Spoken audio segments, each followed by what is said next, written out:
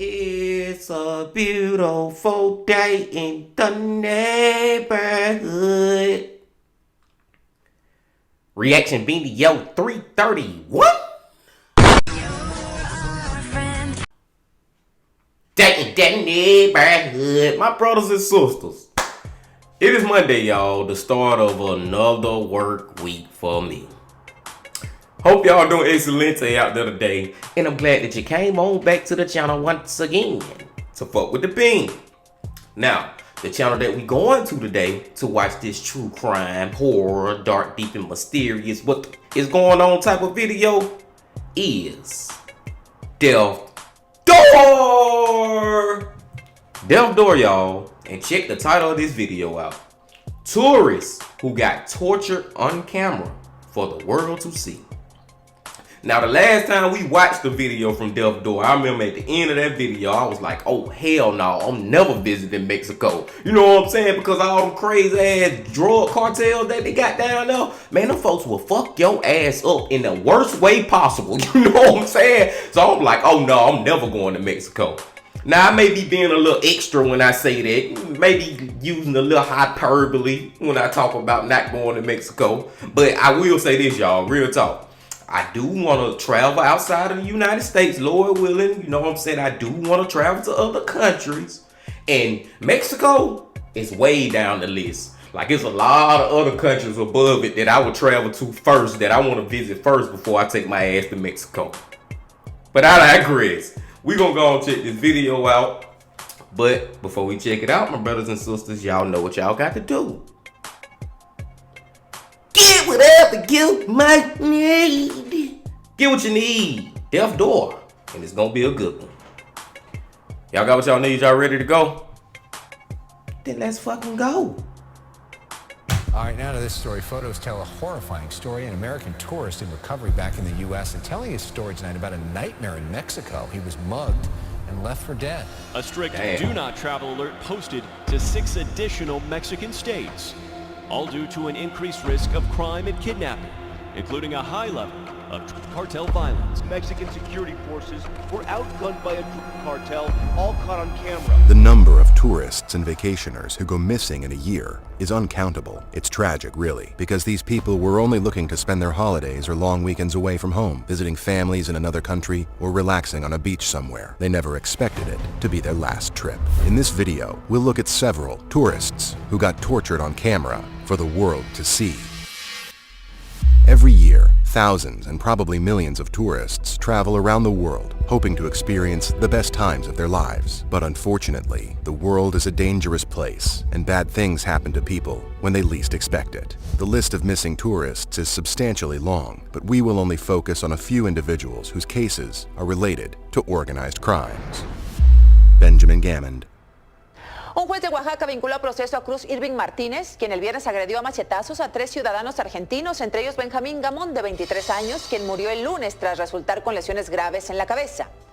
El hoy imputado es acusado de tentativa de homicidio y lesiones calificadas, por lo que fue trasladado al penal de alta seguridad de Mau. Benjamin Gammond was a 23-year-old rugby player for Club Tala in Argentina. According to Benjamin's family, the young man had spent some time in Mexico, making a living as a waiter. After Benjamin had finished his work in Tulum, he and his friends decided to travel to the other side of Mexico for a vacation. It was one of those spontaneous trips with your friends, where you go to have fun and spend money, which was supposed to be a nice reward after months of hard work. Benjamin was accompanied by his friend, Santiago Lastra, and Santiago's girlfriend, Macarena Gonzalez. The three friends kick-started their trip by heading out to an island in Villa de Tutupec, Mexico. On their way to the island, they met a man by the name of Cruz Martinez Flores on a boat. Martinez approached Benjamin and his friends and introduced himself as a surf instructor. They exchanged conversations like they would with anyone else, and Martinez was quite friendly and welcoming. Everything seemed fine until the next day when the group ran into Martinez again. This time, Benjamin was the person who approached him. Benjamin asked Martinez if he knew where they could purchase surfboards, which was a normal question for tourists. But Benjamin's friends stated that Martinez had a completely different attitude towards them this time. They claimed that Martinez looked at them like he didn't know who they were or why they were even talking to him.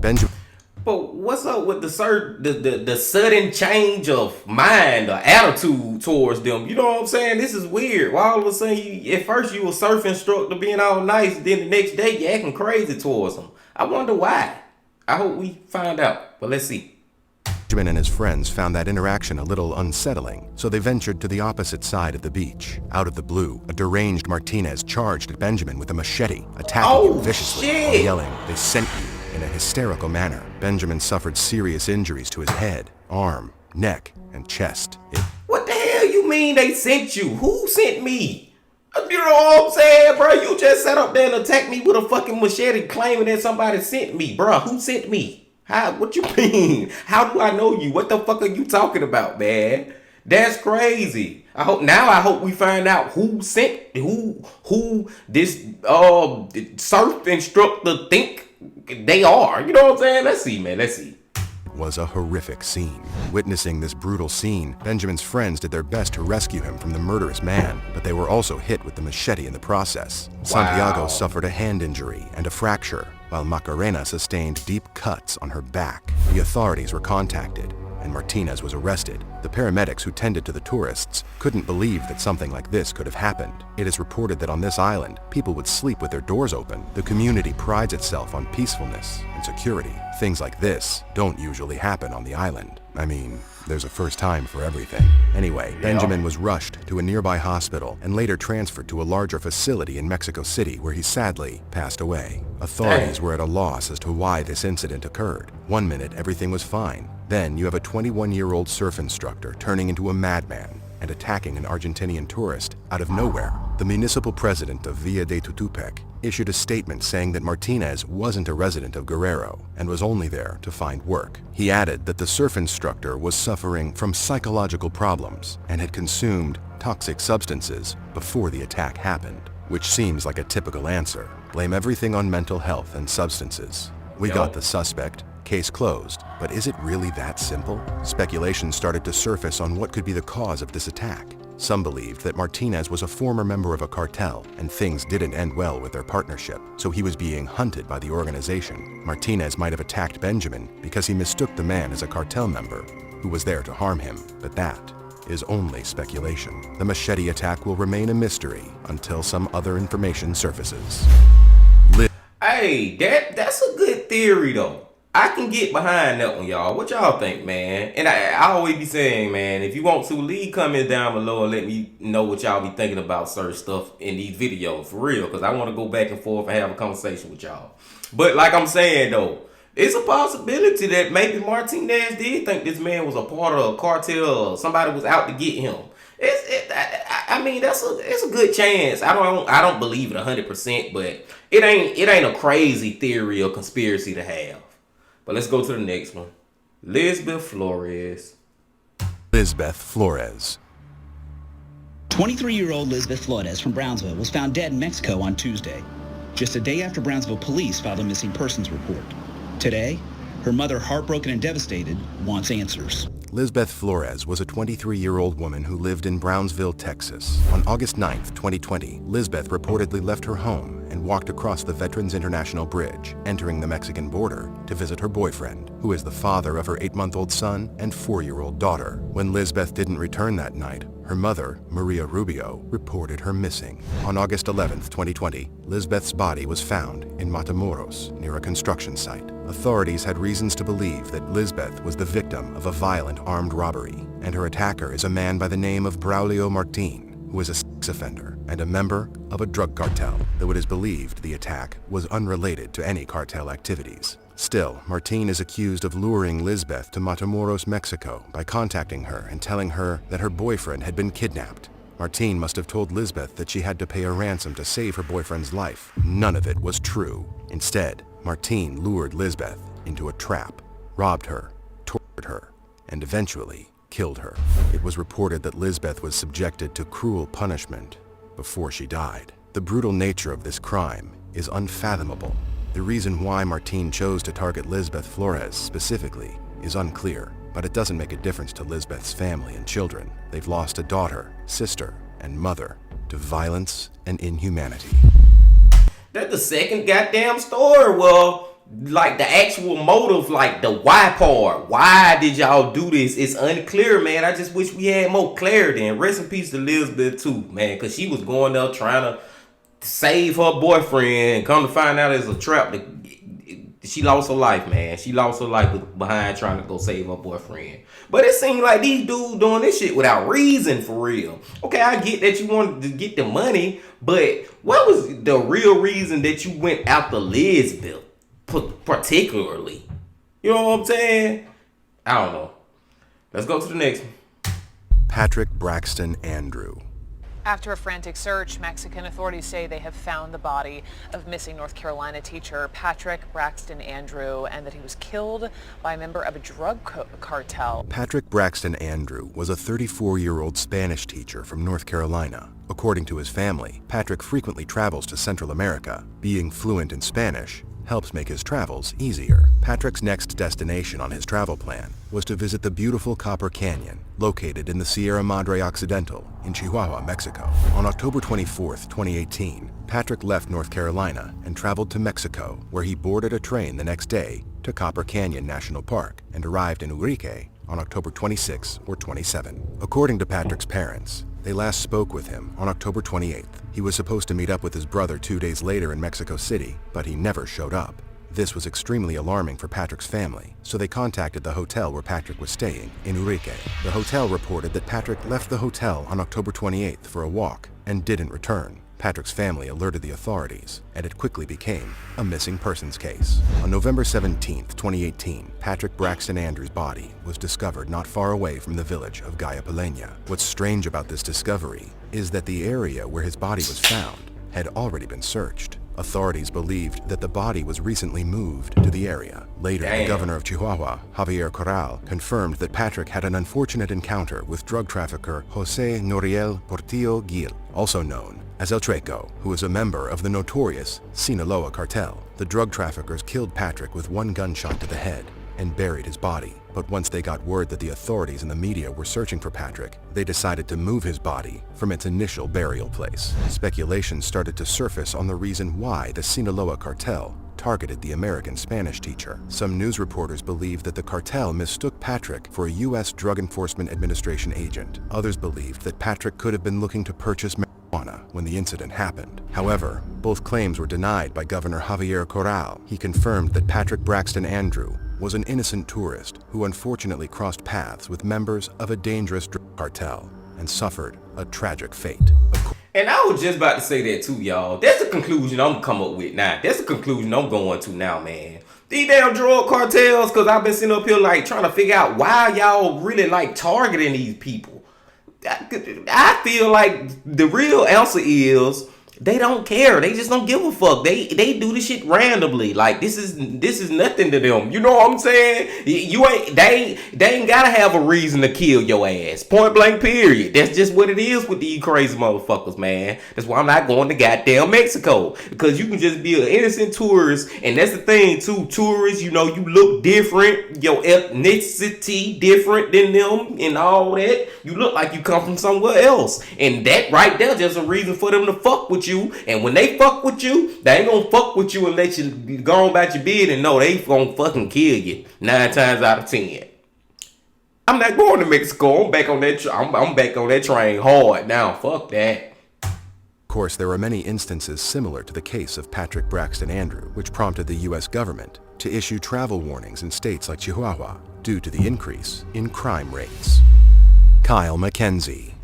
Kyle Mackenzie was a 34-year-old British landscaper who was looking to spend an extended holiday vacation in Medellin, Colombia, for 2 months. Unfortunately, during a visit to the Cerro de las Tres Cruces, or the Hill of Three Crosses, which is a famous hiking trail and tourist attraction in Medellin, Mackenzie found himself in a dangerous situation. 3 gang members robbed him at gunpoint, stripped him of all his belongings, and left him to die with a serious head injury. Authorities located a severely injured Kyle Mackenzie 2 days after the attack By then, his condition had worsened significantly. It was reported that he was heard shouting for help near the top of the hill. Mackenzie was immediately rushed to Medellin's General Hospital, where he unfortunately passed away later that day. But before he died, Mackenzie was able to relay the story of his robbery to the authorities at his bedside. He told authorities he was attacked by a group of men who stole all his belongings and left him to die. Colombian Metropolitan Police had issued statements that they had obtained evidence leading to who was responsible for the horrific attack, but no arrests were made. It is believed that the attack had to do with an organized crime group in the area. It is either the work of the infamous Medellin cartel or the Urbanos. Paul Nguyen. And another thing too, y'all, as far as the why are they doing this to these random people, you can make the argument that they doing it because they are robbing them, like they doing it for the money. But I really don't believe that shit. These damn drug cartels rich as fuck. Now the bottom feeders might not be as rich as the top guys and all that, but as a whole, as a gang, mafia, cartel, whatever you want to call it, man, they got damn money. They ain't out here doing this shit for no pit ass, which pocket change that somebody might got on them. You know what I'm saying? They not doing it for that. They just doing it because they know they can fucking do it and they don't give a fuck. That's just me, man. That's the conclusion I have came to. And so far, it's checking out. Let's go. The family of a young man from Orange County is struggling with their grief and at the same time trying to find out how and why he was killed while on vacation in Colombia. This is the tale of being careful about who you meet online. So Paul Nguyen is a 27-year-old California-based consultant, and he was mesmerized by the vibrant city of Medellin. In November 2022, Paul decided to plan a vacation trip to Medellin for himself and his friend to experience the nightlife in Colombia and maybe catch a Bad Bunny concert. According to Paul's family, he has a heart for traveling, and the man always comes back with incredible stories about his trips. This trip to Colombia was no different. The exciting nightlife, glamorous landscape, and lively tourist attractions. It was everything Paul had hoped for, and even more. While in Medellin, Paul wanted to push his experience to its height, so he tried his luck on the Tinder dating app, hoping to meet someone he could connect with. Indeed, his call was answered. Paul was matched with a local Colombian woman. After exchanging small conversations, they agreed to meet at a bar in the El Poblado neighborhood. Paul was elated to meet this woman he'd been conversing with on Tinder. He even... Shit, you think that's a goddamn woman? Z, man, damn, man, Paul fucked up with this one, man. Ain't nowhere in the hell I'm finna goddamn try to meet somebody on Tinder and I'm in a country that I don't even fucking live in. I'm already in foreign territory, like literally, and now I'm trying to meet up with a stranger from some pictures? Oh no, Paul, damn, I hate you did that, bro. Snapped a photo of her and shared it with his friends on Snapchat with the caption, "The language barrier is unreal." As you can see, Paul is excited to meet this woman. He's in a new city. He's exploring and having the time of his life. Everything is at its peak. In Paul's mind, nothing could go wrong. Until the next morning, when Paul's body was discovered approximately 5 miles from the bar. It turns out, Paul was the victim of a Tinder honey trap robbery. Later, authorities arrested a woman named Evelyn Haneo Herrera, who was Paul's Tinder date, along with 2 alleged male accomplices who were members of a local cartel in Medellin known for trafficking, kidnapping, and robbery. Apparently, their operation included preying on unsuspecting tourists through dating apps, luring them to an unknown area, drugging them, robbing them of their belongings, and eventually ending their lives. Paul. Okay, I was wrong. I was thinking like it was actually a man. But come to find out, it was actually a woman who was helping set Paul up. It's still fucked up. That's why this still go back to the common denominator though, that you shouldn't be doing this, Paul. Oh, hell no, man. You trying to meet somebody. And I don't want to get too deep into it. I don't even want to go too deep into it. All I'm saying is, how plausible is it that you going to meet a woman on Tinder while you on and you on vacation and you just meet this random woman and she actually want to talk to you or actually talk, you know what I'm saying, meet you, you know what I'm saying, like you're not even from here, bro. I don't know, y'all. Let's just go and rest in peace, Paul. Nguyen was unknowingly one of their victims. After they knocked him out with a lethal sedative called clonazepam and robbed him of his valuables, they left him to die from the negative effects. It was through Paul's post of his Tinder date picture on Snapchat that authorities were able to locate the culprit behind his robbery and murder. Though the suspects were apprehended, it does little for the family to know that their loved one is not coming back. It just felt so surreal when we found out. It was just very overwhelming trying to figure everything out. And it's hard that we can't see him back home. And we're working really hard to bring him back. Charlie and Gail Anderson. They were devoted to one another, loved by everyone who knew them, and dreamed of a retirement to the Caribbean. But the dream that began for Charlie and Gail when they married 55 years ago came to a violent and tragic end when they were found dead at their home in Jamaica. Charlie and Gail Anderson are a British couple who've been married for more than 50 years. They are hard-working people and are considered pillars of their community in Manchester. The couple acquired a well-off life in the UK, but it has always been Charlie Anderson's dream to return to his hometown in Jamaica. With that in mind, Charlie and Gail Anderson relocated to Portland, Jamaica, using their life savings to build a luxurious 8-bedroom house to live out the remainder of their life in comfort. But not long after they settled into their new home, Charlie and Gail found themselves in a predicament. The old couple discovered that over $120,000 were stolen from their bank account. The two reported themselves as victims of credit fraud. Before the couple were even informed about the progress of the investigation, Charlie and Gail Anderson were found dead outside their home on June 22, 2018. The couple's house had been set on fire by a petrol bomb thrown through a window. 71-year-old Gail Anderson's body was found about 20 feet from her house with a bullet wound to her face, and 74-year-old Charlie Anderson was found about 130 feet away from his house,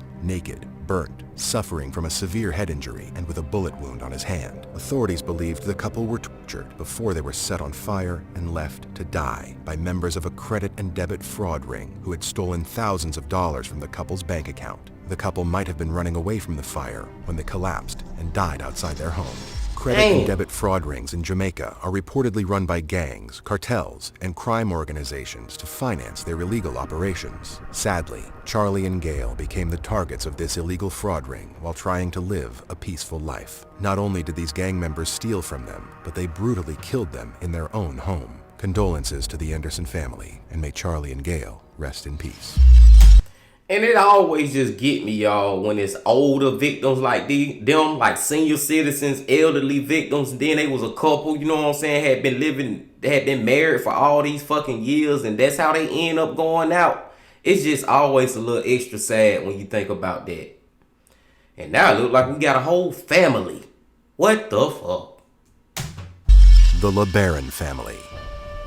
And we begin tonight with that horrific story. Several Americans, mothers and their children, ambushed and killed in Mexico. 9 people killed in all, including 6 children, attacked while traveling in 3 separate cars. This story takes us back a few centuries. In 1890, the LeBaron family relocated from the United States to Mexico after a fallout with the Church of Jesus Christ of Latter-day Saints, hoping to continue practicing their belief in polygamy or the concept of having multiple partners, against LDS concepts. The LeBaron family settled in northwestern Mexico with the hope to begin a new life and to have the freedom to practice their Mormon beliefs. Although polygamy was still considered unlawful in Mexico, authorities were willing to cooperate with their community and were allowing them to practice much of their religious beliefs, including polygamous marriage. Years later down the line, the LeBaron family and the Mormon community had become well adapted to the rural side of Mexico. They became an established community of their own and were free from any outside religious or governmental interference. However, there were sometimes alleged cult activities popping up within the community, which were a bit concerning. But overall, everyone lived a normal and peaceful life away from the rest of the world. Sadly, their peaceful life was overturned by the La Linea cartel, which is a leading sector of the renowned Juarez cartel. On November 4th, 2019, independent fundamentalist Mormons and extended family members of the LeBaron family were en route to a family wedding at the LeBaron community when cartel gunmen opened fire at the family on the highway. The gunmen aimed at 3 different SUVs in which the family was traveling, killing 9 people in the process. 3 of them were women and 6 were children. All of them held dual American-Mexican citizenship. The victims included Titus and Tiana Miller, who were 8-month-old twins, 2-year-old Rogan Langford, 10-year-old Crystal Miller, 11-year-old Trevor Langford, 12-year-old Howard Miller, 29-year-old Christina Langford, 30-year-old Maria Ronita Miller, and 43-year-old Donna Ray Langford. It's just, I mean, goddamn, man. Like, how, like, man, damn, man. Like, my body feeling empty. Because I just don't, like, I'm feeling weird inside. Like, something overwhelming me right now. Just to think that these people could, how could you just kill all them kids and women like that, bro? Just shoot up them cars like that. Like, how? Like, I don't get how people can do shit like this. I really don't. I don't see, I don't have no feelings like that in my body, man. Like, I don't even understand how you have an ounce of a feeling in your body to be able to carry out such a fucked up crime.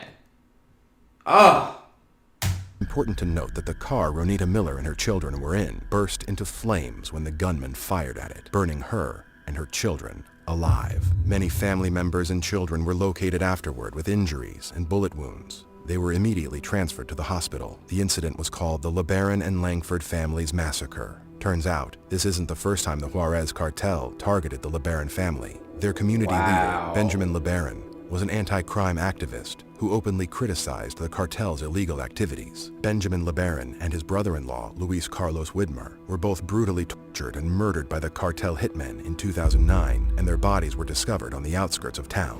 The assassination of their community leader and the LeBaron and Langford families massacre shed light on the danger people face when speaking out against these criminal cartels in Mexico. Efforts were made to arrest the people behind these violent crimes, but it's not enough to prevent future relapses. Meanwhile, the LeBaron family had suffered many losses throughout the years due to their activism work. Man, they better chill out, bruh. Bruh, the LeBaron family shouldn't be. I understand 100,000%. They doing the right thing by speaking out against them. Yes, I get what they doing. I understand it. But that shit is putting y'all family in danger, man. Don't talk about no damn drug cartels, man. Now, this with the United States, you can get away with that shit. But down there, boy, them goddamn motherfuckers don't give a shit. They will kill your fucking ass. Let me calm down, man. Let me calm down. All I'm trying to say is I just wish that the LeBaron family would not speak out against these drug cartels because, as you can see, it's causing members of their family, even little kids, to become victims. Let's go. Anjali Riat. A San Jose woman is one of 2 tourists killed in the crossfire of a suspected gang shootout in Mexico. Police say Anjali Riat was killed last week in a tourist town along Mexico's Caribbean coast. A German woman vacationing in Mexico was also killed. Mexican police say that both women were innocent victims caught in the crossfire. Investigators say they were dining at a restaurant when gunfire broke out between 2 violent gangs involved in a sale. Anjali Riat is a 29-year-old travel blogger and resident of San Jose, California. Anjali shares a love for traveling. She's been to at least 20 countries, and she would share her experiences on her social media pages. Anjali has more than 40,000 followers on her Instagram, and her job was to travel and keep her followers entertained, which is an amazing gig for a young woman in her late 20s. In October, Anjali Riat and her husband, Utkar Srivastava, traveled from San Jose to Tulum, Mexico, to celebrate her birthday. On October 20th, 2021, Anjali had just finished sharing a reel of herself enjoying a beach resort in Tulum, Mexico. Moments after the post, tragedy struck. Anjali Riat and other tourists were enjoying their dinner at a restaurant called La Melquerita when 4 armed men with assault weapons opened fire at the people in the restaurant. Some of the stray bullets hit Anjali and another German woman, killing them instantly, while others were left injured. According to law enforcement officers, the shootout was a result of the rivalry between the Jalisco New Generation cartel and their rival, Los Pelones cartel. Anjali and other tourists were considered collateral damage in their violent rivalry over trafficking territories. The drug war in Mexico between cartels and the authorities has gotten worse since the early 2000s. These criminal organizations are growing bolder by the day, and Mexican authorities are having a hard time combating their criminal enterprise, resulting in higher crime rates in certain areas of the country, like Tulum. After the shootout occurred, the German Foreign Office issued a travel advisory advising its citizens, if you are currently in the Tulum or Playa del Carmen area, do not leave your secured hotel facilities. Dustin Jackson. Out of this story, photos tell a horrifying story. An American tourist in recovery back in the U.S. and telling his story tonight about a nightmare in Mexico. He was mugged and left for dead. Fortunately, Dustin is perhaps one of the luckiest victims on our list of ill-fated tourists to remain alive after the traumatic ordeal. Dustin and his wife were finishing their vacation in Cancun, Mexico. The couple headed to the airport and waited for their flight back to the United States. While waiting for their flight, Dustin decided to visit a local convenience store to buy some chewing tobacco. He took a cab to a nearby store, but they were out of chewing tobacco, so Dustin decided to return to the airport. However, his cab driver told him that he knew a place where Dustin could purchase some tobacco. Dustin took the cab driver's word for it and let him drive him to that store. Unfortunately, when Dustin got out of the cab, he was knocked unconscious. When he woke up again, Dustin found himself in a ditch. He remembered being beaten and attacked by machete-wielding thugs. It is believed that the cab driver could have been a member of a cartel or gang, but it's hard to identify which one because there are so many in that area. And see, that's another thing about these fucking drug cartels, man. These people that be in these cartels, these members, be having regular jobs. Like, that man, a taxi driver, you know what I'm saying? But he's still part of the fucking cartel. They be everyday people out here that we see every day when we go outside, you know what I'm saying? They be your fucking cashier at the local supermarket and all that shit, man. But they still a part of the fucking cartel, man. That would make it even more dangerous. They everyday people that we see every day and don't even know it, but come to find out, they probably got teachers over there. Literally teachers that's a part of the drug cartel. I know they do. Not even a probably. I know they do. Cartels like Los Zetas, Sinaloa, Jalisco New Generation, or Gulf are well known for their drug business, but they're not below robbery, kidnapping, and torture. Dustin could have been a victim of any of these cartels. It is a horrific incident. Even though Dustin was alive, he sustained dreadful injuries and was left for dead by his attacker. Dustin remembers screaming for help, but was ignored by hundreds of people, including uniformed officers. He was about to give up when a female officer approached him and helped him back to the airport, where he was given proper medical care. Dustin had to go through extensive surgeries to recover from the attack. Luckily, he was able to survive to tell the horrendous story of his attack and the long-lasting effects of cartel violence in Mexico. I mean, how often does someone get tortured and left for dead in Cancun for people to just ignore the painful cries for help? Is it because Dustin was a foreigner, or are they afraid of upsetting the cartel? Whatever it is, it only proves the undeniable problem that organized crime groups in Mexico negatively affect people's lives. Latavia McGee, Eric Williams, Shaeed Woodard, and Zindell Brown. Chilling images tonight appear to show 4 Americans kidnapped at gunpoint moments after crossing from Texas into Mexico on Friday. Latavia McGee, a resident of South Carolina, wanted to travel to Mexico for a cosmetic procedure. Why couldn't she just get one in the U.S.? Well, there's an influx of people who travel to Mexico for medical procedures due to the close proximity and much lower medical bills compared to the U.S. Latavia wanted a better deal, so she decided to travel to Mexico. But she was hesitant to travel alone, so she recruited some of her friends, including Eric Williams, Shaeed Woodard, and Zindell Brown, to join her trip. On March 3, 2023, as the friend group was driving to Matamoros, Mexico for the medical appointment, unknown gunmen started firing at their minivan and forcefully pulled them over to abduct them. A recorded video went viral on social media, capturing the moment when the 4 Americans were kidnapped by the gunmen and unwillingly ushered to the back of another pickup truck. This video depicts part of the kidnapping, appearing to show one woman walking on her own, forced into a white pickup truck. And then another thing that's so fucking crazy, bro. I'm never going to fucking Mexico. Seriously. Another thing that is so crazy about this shit out in public. They doing this shit broad daylight out in public, y'all. That's another part I can't get over. They literally got fucking cars behind them that ain't got shit to do with this, and they do not care at all. At all. Will we?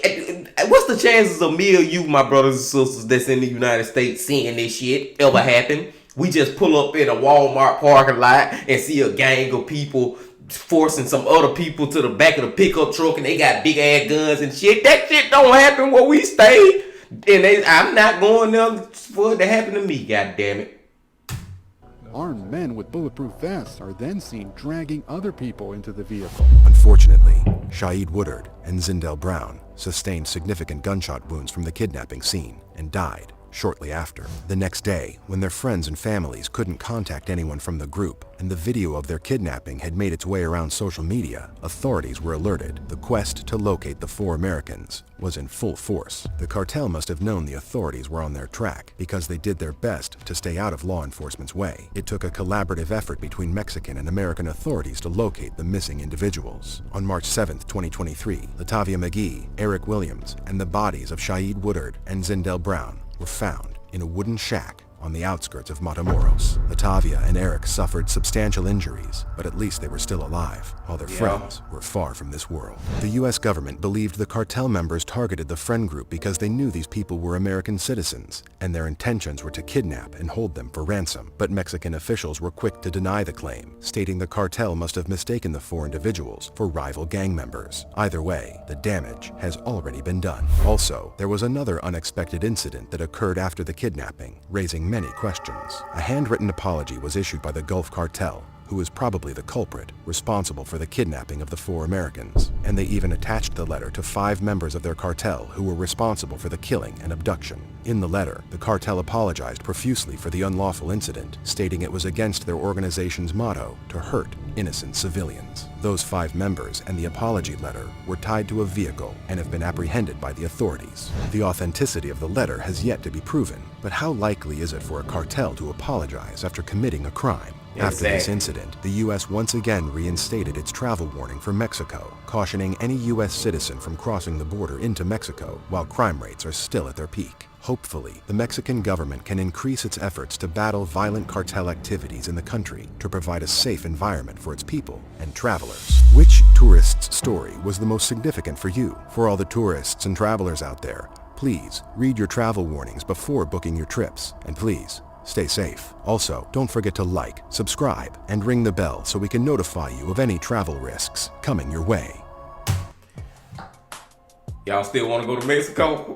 Man, hell no. Like I said, y'all, seriously though, man, I would visit Mexico, but Jesus Christ, watching these damn videos, man, just putting it farther and farther down my list of countries I want to visit one day, because this is crazy. DeathDoor asked, which one is the craziest? To me, all this shit crazy in its own way, and at the end of the day, it's all fucked up, man. It is all fucked up, man. And these damn cartel, like at their end, y'all, just seeing them just jump out in public and they shooting and shit and just abducting, kidnapping multiple people. It's multiple of them. Like, they don't care about security footage. They don't care about people who can pull their phone out real quick and start recording. They don't care about shit. And I believe that they actually did it just because they was U.S. citizens. They knew they was, you know what I'm saying, foreigners to their country. And that's why they end up abducting the 4 people, man. Rest in peace to the 2 people who lost their lives, and at least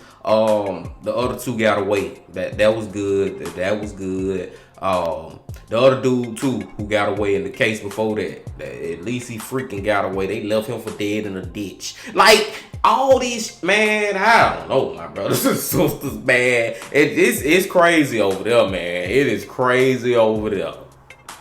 And I digress. I ain't gonna even hold y'all no longer, because it is so much craziness in these cases that we can talk about. And like I said, man, I'm just leaving right here that my final conclusion is that these people over there who doing this shit, they just doing it for the hell of it, man. They ain't really got no real reasons like that. They just doing the shit because they want to, because they feel like it, because they know they can, and more than likely get away with it. You know what I'm saying? That's how I look at it. But I digress again. Before y'all get up on out of here, man, make sure you hit the like button, comment, subscribe, and do all that for me. And come on back tomorrow, because tomorrow is Tuesday, and you know we going to Mike from that chapter. And you know I got to say this. Love, peace, and happiness. Stay safe. Don't stop. Keep going. Yeah.